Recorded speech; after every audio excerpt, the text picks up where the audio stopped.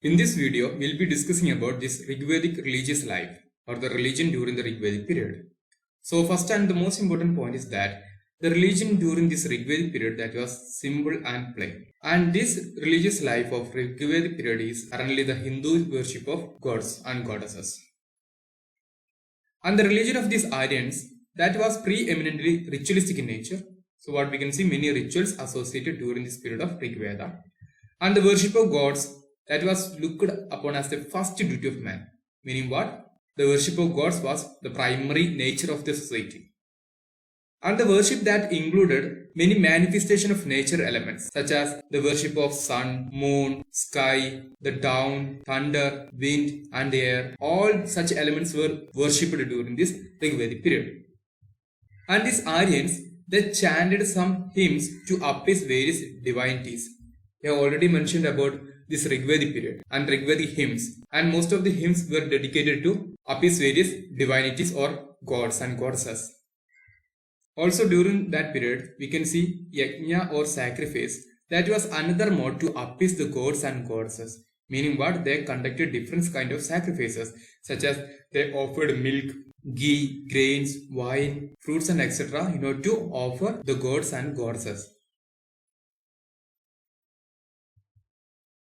Importantly, we can see one point that during this Rigvedic period, the theory of reincarnation or rebirth was not completely formed. We can see as per the Hindu system, there is a concept of the cycle of birth and death. One person borns and dies, again he gives some birth and again he dies. Such a kind of cycle of birth and death that was not completely formed. But what we can see, the conception of rebirth was there. At the same time, the conception of rebirth was there, but that was not completely formed. That's the most important point.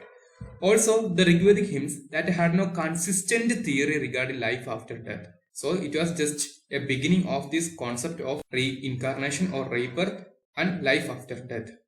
Along with this reincarnation theory, we can see the doctrine of transmigration of soul. That was also not properly developed. Meaning what? The transmigration of soul. The concept was just at its beginning. And we can see many important gods or divinities or deities during this period. But at the same time, there were some kind of prevalence of monotheism. Meaning what? Even though there existed many gods, the people had some kind of monotheism, worshipping a single god. And in Rigveda, we can see they are mentioning of 33 important gods. 33 important gods and goddesses that were worshipped by Aryans. And among them, we can classify them into 3 categories. So in Rigveda, we can see 33 important gods and goddesses. Now we are going to classify them into 3 categories. The category number 1 was the terrestrial gods, such as Prithvi, Agni, Brihaspati and Soma. These 4 were most important terrestrial gods mentioned in Rigveda. Category number 2 was atmospheric gods such as Indra, the most important among the gods, Rudra, probably meaning lightning, Maruda, Vayu and Prajanya. These were some important atmospheric gods. And we can see celestial gods as the 3rd category, such as Dyaus or sky, Varuna, Ushas, Ashwins, Surya, Mitra, Savitri and Vishnu, and all these associated with the god Sun. So these 3 are the major classification of Rigvedic gods and goddesses. Now we are going to look into the major gods and goddesses and their specialties, beginning with the god Indra, the most important and the most frequently invoked god in Rigveda. And the weapon of this god Indra was thunderbolt. And his major features are, he leads the Aryas to victory.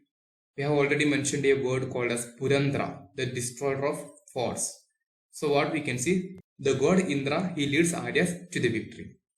And also we can see, there are many references to Indra defeating the demons and hostile forces such as Vala, Arbuda and Vishwarupa. And Rigveda that also mentions Indra as Vritrahan, meaning the slayer of Vritra. Vritra meaning the serpent demon. So what we can see, there is a mentioning of this term Vritrahan that is dedicated to god Indra, meaning he is the slayer of Vritra and the Vritra was the serpent demon. And Indra is also known by another title called as the Soma Drinker. Soma Drinker. And in the last video, we have discussed some other titles regarding Indra. Go and find it. Next is the god Agni. We have already mentioned during this Rigvedic period, there conducted many yajnas or sacrifices through fire. Such fire god was Agni. And this Agni that represents many aspects of fire. There are many aspects for fire such as cremation and fire that engulfs forest and fire that burns enemies and heat generated by sexual desire. All such different aspects of fire is attributed to this god Agni. And as we discussed, as a sacrificial fire, Agni, that is intermediary between man and gods. So Agni is acted as and most important intermediary between man and gods. The next is god Soma. And the god Soma is the personification of Soma plant. We have a plant called as Soma plant, and the personification of such plant is called as the god Soma. And the god Soma that is closely associated with both Indra and Agni.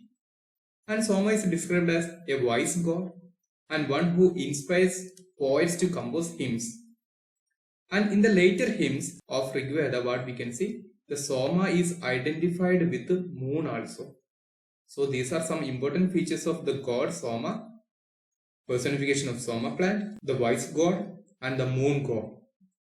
Next is Varuna, god Varuna. And the most important feature of this god Varuna is that it is associated with secular power called as Kshatra. So the god associated with the secular power is the god Varuna and sovereignty and kingship. So it's a political god, we can simply say. The god Varuna, he restricts and punishes the evil doers. And is an all-seeing god who knows what everybody is. One of the most important and powerful god was, political god was god Varuna. Next is Surya, that is simply the sun god and the son of Zeus. And it drives away darkness by riding in his chariot across the sky. Driving away the darkness meaning the light, that simply means the Surya or sun god. And the Surya that sometimes visualized as a white horse or an eagle. White horse or an eagle. Next is Vayu. Vayu simply meaning the wind god. Ashwins. Ashwins are the gods associated with the war and fertility. So the gods associated with the war and fertility is called Ashwins. Rudra. About Rudra, there we can see very few Rigvedic hymns only. And it's a deity associated with the great destructive potential. Rudra, it has similar attributes to Shiva in the later Puranic mythology. So what we can see, it is believed that the god Rudra that himself transformed into the god Shiva. And also what we can see, the god Rudra, it also inspires the fear. Meaning the fear inspiring god is the Rudra. Now let's look into some goddesses. One is Ushas. As the term suggests, it's a goddess of dawn. Signifies or implies the victory of light over darkness. And the Ushas is the most important goddesses mentioned in Rigveda, having 300 times mentioning, and 20 hymns were dedicated to the goddess Ushas. And the goddess Ushas that is very generous and invoked by those desiring for wealth. It's a kind of wealth goddess. Next is Aditi, that is called as the mother of Adityas. And the term Aditi means the freedom. So it's a freedom god. And it is invoked to bestow freedom from sickness, harm and evil. So the goddess Aditi worshipped by the people in order to be free from sickness, harm and evils. Next is Prithvi. Prithvi is the earth god and is a minor goddess. And the most important goddess is Ushas. What we can see, except for Ushas, all other goddesses have relatively insignificant reference in Rigveda. You can connect this point regarding the role of gender in Rigvedic period as we mentioned in Bhupender Singh in the last session. So that's all for this chapter. Thank you.